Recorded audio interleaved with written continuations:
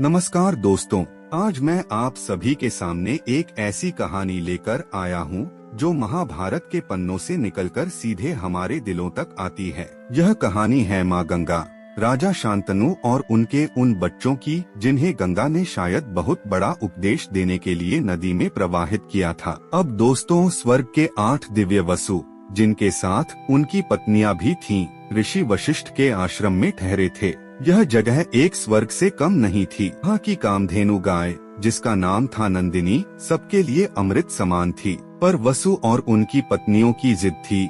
वे चाहते थे कि नंदिनी मुस्कुराए सिर्फ उनके लिए। बस एक वसु की पत्नी के कारण वसु समूह ने नंदिनी को चोरी कर लिया। लेकिन ऋषि वशिष्ठ भगवान नहीं थे कि वे इस जुर्म को न देखें। उन्होंने अपनी दिव्य दृष्टि से सब कुछ समझा और अपने क्रोध में वसु को श्राप दिया कि अब वे मनुष्य बनकर जन्म लेंगे और संसार के दुख अपने कंधों पर उठाएंगे। यह सुनकर वसु बहुत दुखी हुए। वे माँ गंगा के पास पहुँचे। उन्होंने कहा, माँ, हमें हमसे जानो, हमें अपने गर्भ से जन्म दो, पर जैसे ही जन्म लें हमें तुरंत छुटकारा दे दो। यह सुनकर माँ गंगा ने हामी भरी और यहाँ शुरू होती है राजा शांतनु की भूमिका।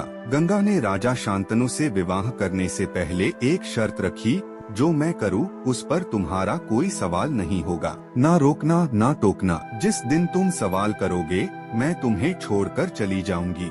राजा शांतनु ने प्रेम से वह वचन दे दिया। फिर हुआ ऐसा कि गंगा के गर्भ से एक एक बच्चे जन्म लेते ही वे उन्हें नदी की लहरों में प्रवाहित कर देती। राजा शांतनु का दिल टूटता, पर वचन था तो वे चुप रहते। 6 बच्चे 5 तो पैदा होते ही बहा दिए गए, 7वें को भी प्रवाहित किया गया। लोगों ने हैरानी जताई।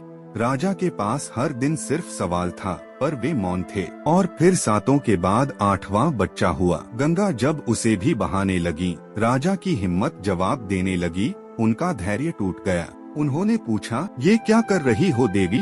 गंगा ने बड़ा रहस्य बताया। ये बच्चे स्वर्ग के वसु थे, जिन्हें ऋषि वशिष्ठ ने हमारी दुनिया में जन्म लेना और दुख उठाना तय किया था। मैंने जो 7 बच्चों को बहाया वे उसी श्राप से मुक्त हो गए। 8वां बच्चा, जिसका नाम है देवव्रत, उसे पूरा जीवन यहाँ बिताना होगा। और फिर गंगा माता ने उसे ले जाकर दिव्य लोक में पालन पोषण कराया। वो देवव्रत जो बाद में अपनी भारी प्रतिज्ञा के लिए प्रसिद्ध हुए, वह भीष्म पितामह हैं। दोस्तों, इस कहानी से हमें यही सीख मिलती है कि जीवन में कभी कभी जो कष्ट हमें समझ न आए, वे हमारे या दूसरों के लिए बड़े उपदेश छिपाए होते हैं।